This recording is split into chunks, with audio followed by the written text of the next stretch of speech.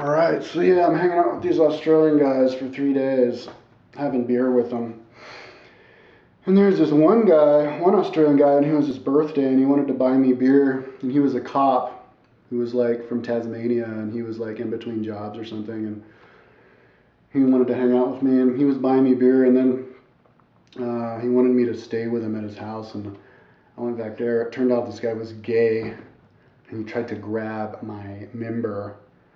I was like, whoa, hold on, dude, I'm not gay, man. And so he finally left me alone. But he had this little roommate who was like 70 years old and like really frail. And I guess he was a horse jockey that had an accident or something, but he was really funny. He was like totally drunk. And Australians are funny. There's lots of those Australians who just like totally just wild, just out of control. But Darwin is an interesting place because it's smack dab in the middle of Australia, smack dab in the middle of desert. I don't know how they get their water. They do have a river that goes through the middle that I guess is a raging river, like for like 1 week out of the year, and they'd actually have these big boat races on it. And I could imagine it was a really big river because it had a really big riverbed.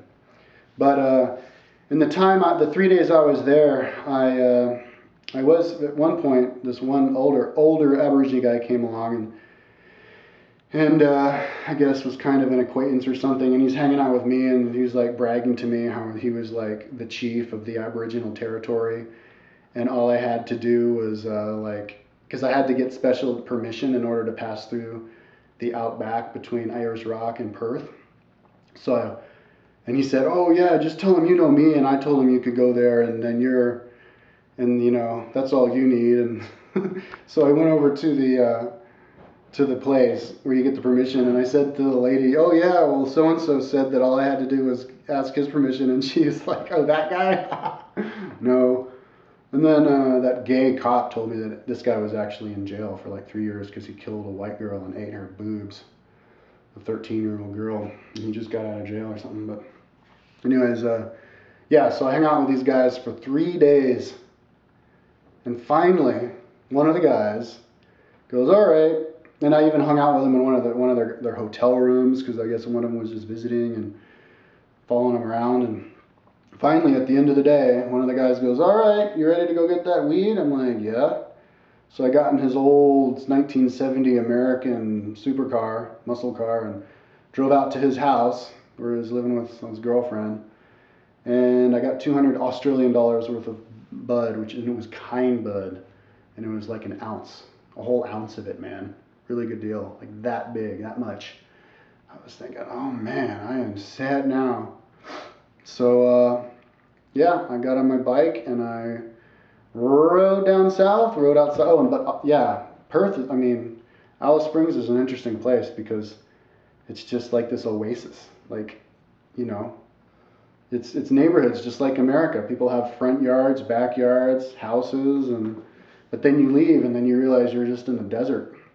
But yeah, I remember pulling up next to a tree and smoking and thinking, this is so cool. And on that pipe that I found on the side of the road, which is perfect because it had a little cap that I could close it so that I could conserve it and the smoke wouldn't escape and I wouldn't waste anything. I was thinking, oh man, this is awesome. I've got thousands of miles in front of me, tons of bud, I've got a Walkman with all these cassettes, all these extra batteries. Let's go. So I rode down, and then I turned right and went towards Ayers Rock, Uluru, and I stayed at one of the kind of roadside places one night. And the guy said, "Oh, I know you. These guys told me you were coming." I guess he was friends with one of the guys I was hanging out and drinking beer with. And so I hung out with them, and like one of the guys, young guys who works there, gave me a tour of his in his Jeep of his terrain. They had like thousands of acres, and he took me way out to where they feed. They have this water vat where all of their cows would just migrate from all over and drink it, and then I guess they go and brand them and do whatever they needed. And they were bragging about their meat like it's the best meat in the world. And And then I rode my bike into Ayers Rock, and that was kind of another crazy oasis type place. It was really, they had this tourist place, the menu, like a museum, and then all these campgrounds that I paid to camp out, and hung out with some of these tourists who I had met from before over there. And then in the morning did the Ayers Rock, which was beautiful. It's this huge stone in the middle of the desert that's like 400 feet high or something like that. And I went down to the eastern side of it, and you can actually hike to the top of it from on the eastern side of it. You can walk up, and there's only one place in the whole rock, I think, where you can do it, because it would come down, just fall vertically down to the ground. But I went to the top of it, and I was walking around. I should have walked all over the whole thing, but I just kind of explored the southern part of it. And then I rode my bike all the way around it. And yeah, you can look in every direction. It's totally flat. Maybe you see like a couple of humps off in the distance, but yeah, Australia is totally flat. And then maybe 5 miles to the east, there are these other rocks called the Olga rocks, I think, that are kind of like little mini Ayers rocks, like all next to each other. And so the next day I got up and I rode towards the Olgas, and I looked at them. I didn't like ride all through them. And then I looked at the road, and it just went perfectly west. So I was heading across the desert from Ayers Rock towards Perth on this perfectly straight dirt road that was really wide, really hard, but totally corrugated.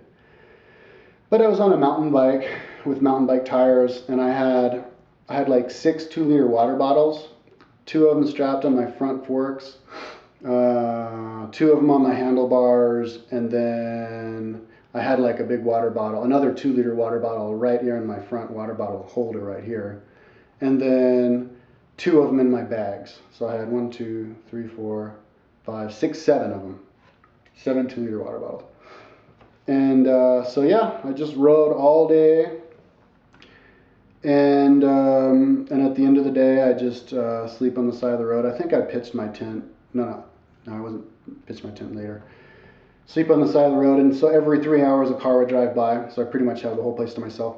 But every few hours I get to like a sand pit where I would ride my bike for a little bit on the sand, but then it would get totally sand pit and I wouldn't be able to ride my bike at all because the tires would completely sink in the sand and I had to push my bike. But I never had to push my bike for more than like 100 meters at a time, and then I could ride again. If it got like to the point where I had to push my bike for miles, that would have been bad, because it took me like exactly 2 days to get from places. It seemed to be like it was like 200 miles between places where I could get water. It was, and I was able to ride about 100 miles a day. So, and I used up pretty much all my water. I'd ride all day long, drink half the water. The food was just hamburgers that I would buy at a store, and then I'd ride 100 miles and get to the next town. And these little towns, and I stopped at like 5 or 6 of them on my way across. These towns were little like Aboriginal towns that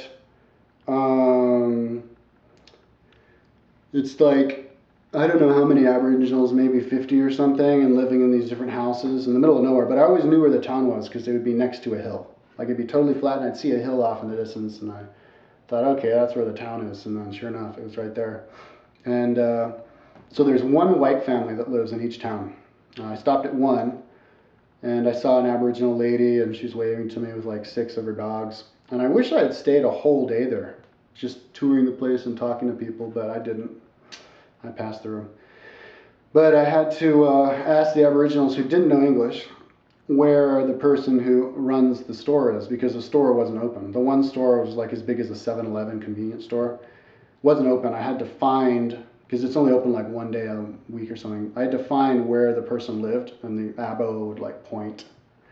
So I went and I said, okay, yeah, hey, I need to buy something. And he said, okay, yeah, let's follow me. So he'd drive his car to the store, and so then like one Aborigine guy noticed that he was opening it, so he came in, but he didn't speak any English, and I guess he didn't know how to count money or anything, because this guy just picked up a whole pile of stuff off the wall and piled it on the counter, and the guy who worked there says, okay, Charlie, okay, this costs this much, and he just threw money down. He said, okay, you have 15 bucks, okay, you're $5 short, you're going to have to put something back. What do you want to put back? This? And he's like, oh, and he helped him decide what to get, and then he sold me my fixins. I wasn't cooking food. I guess bought like bread and peanut butter and just stuff that I could eat.